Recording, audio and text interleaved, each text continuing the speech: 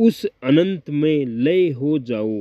5 मई 2003 मुंबई। समर्थ सद्गुरुदेव श्री रामलाल जी सियाग। हमारे ही नहीं, विश्व के सभी ईश्वरवादी धर्मों के धर्माचार्य एक ही स्वर से यही कह रहे हैं, अपने को उस अनंत में लय करने का प्रयत्न करें जहाँ कभी दुख का लेश नहीं।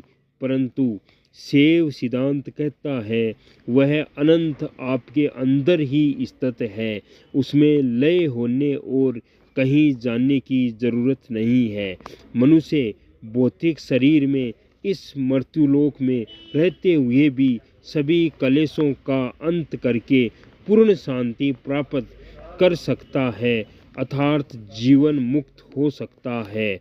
हमारे शैव दर्शन का यह संदेश मानवता में मूर्त रूप लेने लग गया है।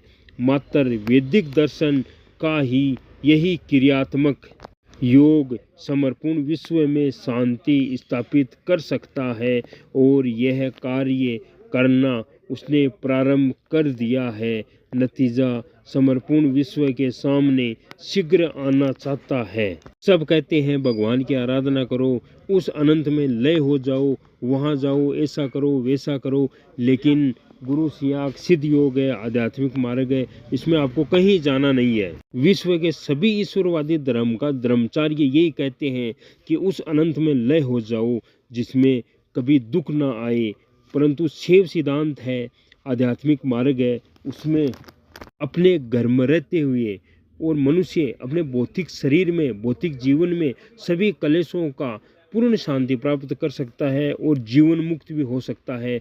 जीवन और मरण का जो चक्र होता है, इसी आराधना से आप समाप्त कर सकते हो। उसका नाम संतों ने मोक्ष कहा है।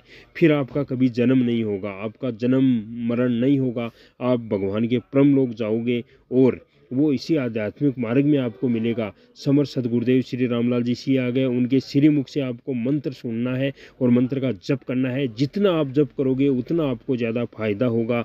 आपको कहीं जाना नहीं है, कहीं ना हिमालय जाना है, ना आपको घर छोड़ना है।